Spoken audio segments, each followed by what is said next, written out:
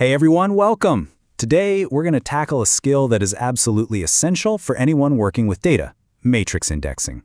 Now, I know that sounds kind of technical, but trust me, it's really just learning a super simple but powerful address system. Think of it like learning the coordinates for any grid of information you'll ever find. So let's just start with a basic question. Picture a massive spreadsheet with thousands, maybe millions of cells. How in the world does a computer find that one specific piece of information you're looking for? Well, it's not magic. It's actually a really elegant and simple system of coordinates. Okay, first things first, let's get comfortable with our playing field. This is a matrix. It's really just a fancy word for a grid. You see these things everywhere. Spreadsheets, calendars, game boards. The only thing that matters is that it's data, and it's organized into these horizontal rows and vertical columns.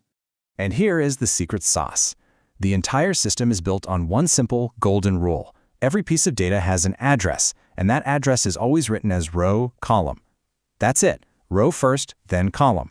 If you can get that order right, you've honestly mastered the biggest part of this whole concept.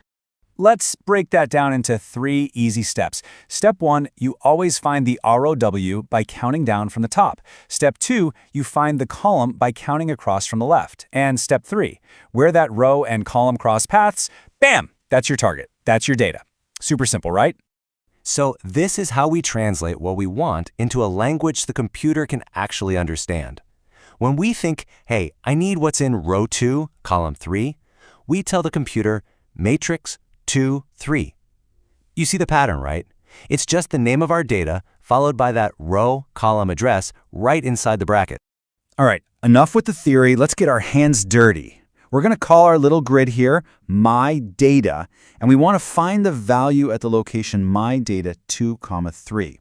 So based on what we've just talked about, where do you think that's going to be? And there it is. We just follow our steps. First, we go down to row 2, then we move across to column 3, and right there at the intersection is our number, 72. That is exactly what the computer would give you back. Okay, so finding one single piece of data is pretty cool. But the real power, the game changer, is when you need to grab whole chunks of data at once. What if you need to see everything about one customer, and all their info is in one row? Or what if you want to compare all the prices, and they're all sitting in one column? Well, to do that, we need a new tool. Meet your new best friend, the colon. In the world of indexing, the colon is basically a wildcard. It's a super useful shorthand that just means all of them or select everything in this direction. It's how we tell the computer to just grab the whole shebang. So let's see this in action. Let's say we want to grab everything in row 2. Easy. We know the row address is 2. And for the column, since we want all the columns, we just pop in our new wildcard, the colon. So the command becomes mydata 2 colon. And boom, look at that. The command 2 colon is basically telling the computer, hey, go to row 2, lock it in, and then give me the value from every single column you find there. And the result? That whole list of numbers, 14, 99, 72, and 40.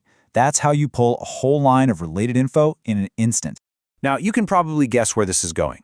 If that's how we grab a row, how do we grab a column? It's the exact same logic, we just flip it. If we want all of column 3, we use the colon for the row part, which means give me all the rows, and then we just specify 3 for the column. So, my data, column 3.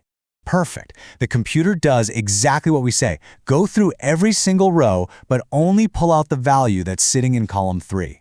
And what you get back is 101, 72, and 28. Just like that, you've sliced your data vertically. So in just the last few minutes, you have genuinely unlocked a data superpower. So let's just take a second to recap what this new skill actually lets you do. You can now pinpoint any single value you want with surgical precision. You can instantly select an entire row of related information, like all the data for one specific customer. You can isolate a full column for analysis, maybe to compare all the product prices. Bottom line, you can now confidently find your way around any 2D data you encounter. And that really brings us to the most important point of all.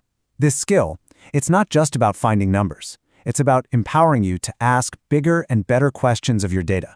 So, now that you have the keys to unlock any piece of information in a grid, what are you going to ask it? What will you discover?